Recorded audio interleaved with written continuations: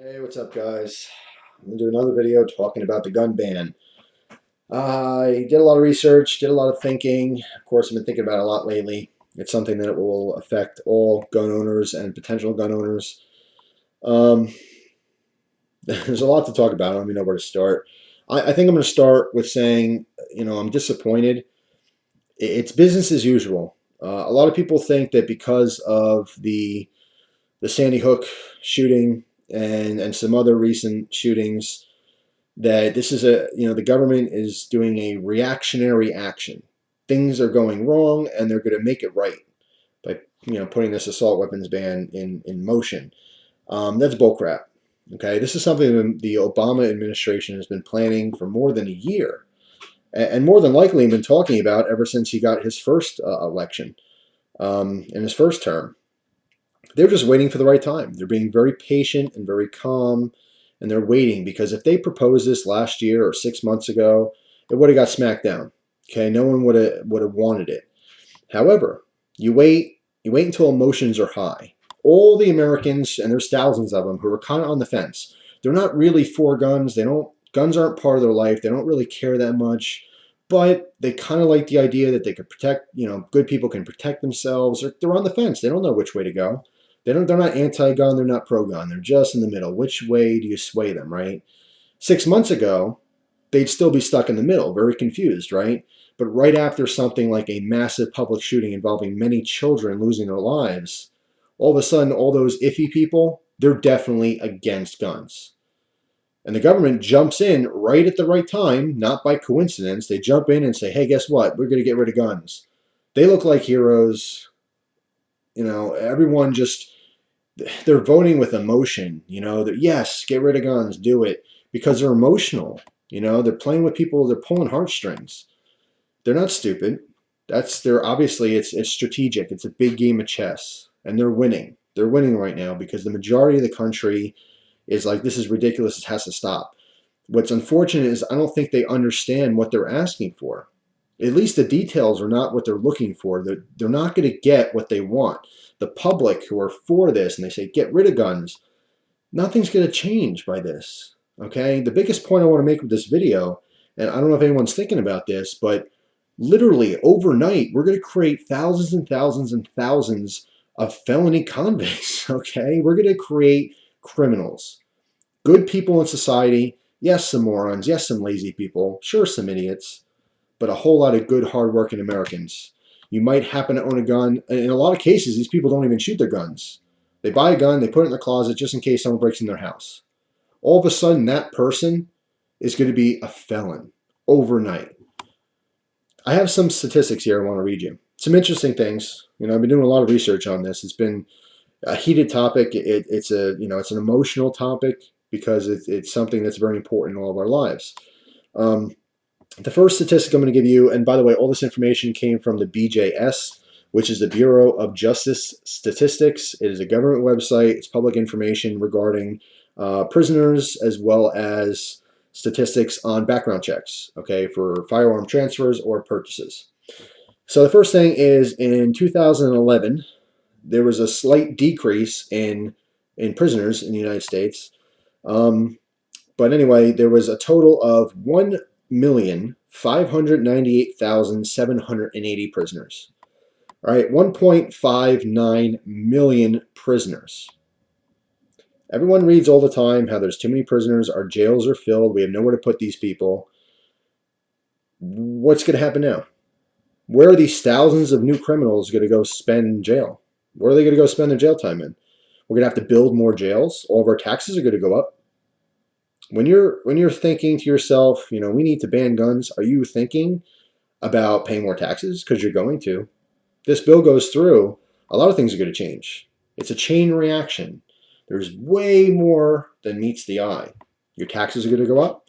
There's going to be more criminals. You need to pay for them to be fed, to be clothed, to be washed, place to sleep, maybe a TV, new workout bench. Do you think about that? A lot of people are thinking with their emotions. What happened, okay, and it's not just the Sandy Hook shooting. There was multiple shootings, and there has been shootings before that, and there will be shootings in the future. It's always bad. It's always horrible. Do not support something by emotion. Try to support something with logic. Of course, everyone's distraught. Everyone's upset by this. Everyone's very saddened by it.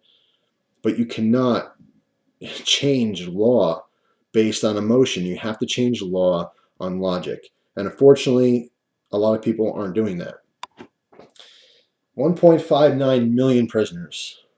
I don't want my taxes to go up because of good Americans who are all of a sudden overnight going to become prisoners. They're going to become convicts, felons.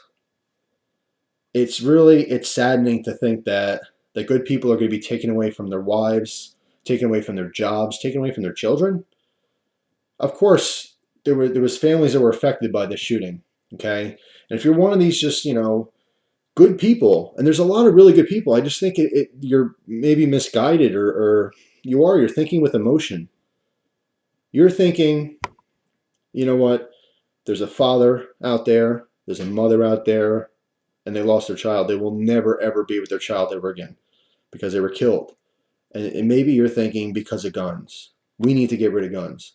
Well, you realize that what you're trying to push will take away other parents from their children. But not 10, not 15, not 22, thousands of people will be hauled off in handcuffs away from their children for a very long time. A lot of people, I don't think, are thinking about stuff like that. An action like this spreads. It's like a spider web. It spreads out. Okay, if you punch a piece of glass, it cracks in all different directions. There's a lot of things that can happen because of this. Financially, I think it's a huge project.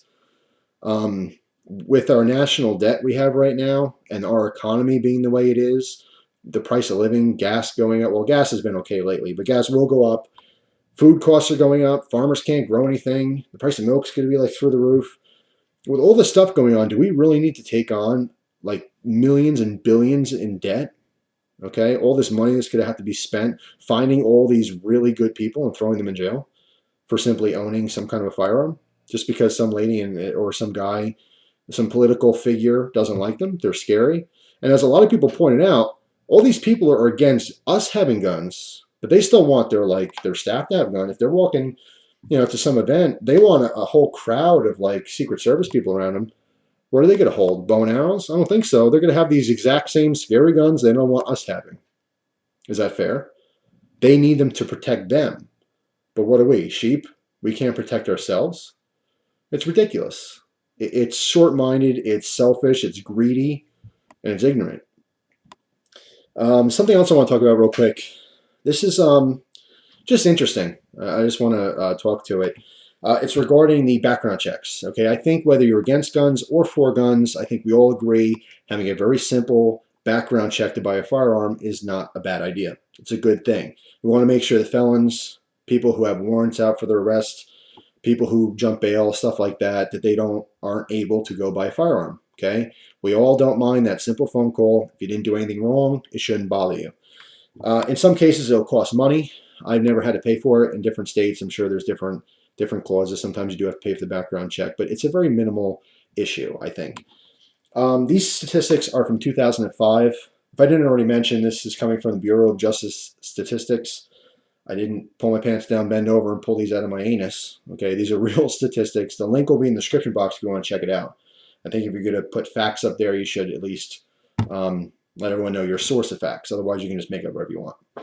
But anyway, these are from 2005. It's the only information I have available to me through this website. But in 2005, there was a total of 8.3 million background checks for firearms. That's every single time someone wanted a gun in the United States of America, they need a background check. 8.3 million times. Now, of course, there's a select amount of people who bought multiple guns. So it's not 8.3 million different people, but it's 8.3 million guns. Now, if nothing else, that tells me there's a lot of guns out there. A lot of guns. That was 1 year. So if everyone's got all these guns, why can't I have a gun too? Just want to even the playing field here. But anyway, that's just me. Out of these 8.3 million background checks, a total of 66,700 were denied. Now, there's many different reasons you could be denied for a firearm. I think the majority of them I read were just because of felonies on your record. A lot of things that people don't think about, and a good little chunk. I'm not going to quote exact percentage because I don't remember, but there's a decent chunk of weapons or excuse me, firearm purchases denied because of domestic disputes on people's record. That's something people don't think about. You get drunk and you and your wife are arguing and she throws a plate at your head and you don't like that, so you smash the cabinet and all of a sudden someone calls the police and they show up at your door. Guess what? That's on your record, and the government does not want you owning a gun. They don't think that you're a very responsible adult, that you can't live life with your spouse, and they feel like there's a potential threat that you may purchase a gun to harm your spouse or yourself. Okay, so a lot of people had that on their record, maybe forgot about it, went to go buy a gun, and they said, "Nope, you're an idiot. You can't have one." But anyway, out of those 66,700 denials, the FBI randomly checks these denials. They'll look into it. They'll say, "Hey, this guy tried to get a gun. He couldn't. Let's look into this guy. Let's just see what he's all about. Why does he want a gun?" Right? Out of all those denials, 9,575 cases were investigated, which led to 1,400 arrests. Okay, so 1,400 people in 2005 tried to buy a gun, and either they had a warrant out for their arrest, or they were a felon on the run, or maybe they jumped bail or something. So basically, they fill out the paperwork to buy a gun, their name, their address, all their information. They gave it to the guy at the counter, and he said, "Nope, can't have a gun." FBI looked into it, and now they knocked on the door and said, "Hey, idiot, we got you." So I think that's pretty cool. I think that's awesome. The background checks serve a purpose. A, they're not letting bad people have firearms. That's a good thing. And B, they actually lead to arrests because idiots. So just an interesting little tidbit there. I thought that was a fascinating little bit of information. So, the whole thing is very aggravating. It's very annoying from a lot of different angles. But the biggest point of this video is to remind everyone that this will cost an immense amount of money in a time period in the United States where the last thing we need to do is spend money frivolously. Okay, we can't just keep printing it. It's devaluing the dollar, and it's a ridiculous situation. We're poor. The country's poor right now. Why are we going to create more debt? All right, by hassling really good people. They may not even be good people. Who knows? Maybe they're a bunch of a-holes. But they have rights. Why are we going to infringe on their rights and in the meantime cost everyone else money? If you're for this ban, you should be saving up some money because it's going to cost you money. Your taxes are going to go up from this. That's not questionable. All right. Our overcrowded prison system is going to be an issue. We got to build more prisons now. It's just ridiculous. There's a lot more to the puzzle that people don't realize it. You're not thinking about the long-term effects by changing something like this. And in the end, the government is not necessarily doing it because they want everyone to feel safer. They're not necessarily doing it because they think it's better for the country.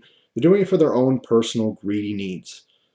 All right, the needs to get popular vote, the needs to be, liked so they can get reelected, so they can keep their cozy little jobs and their nice big houses and their fancy cars and their big bank accounts.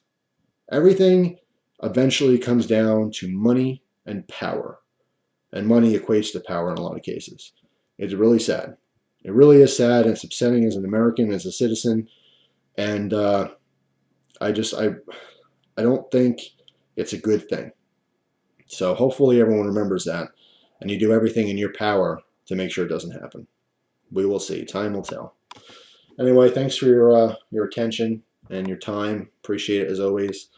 Hope you enjoy the rest of your day, and I'll see you soon. Take care.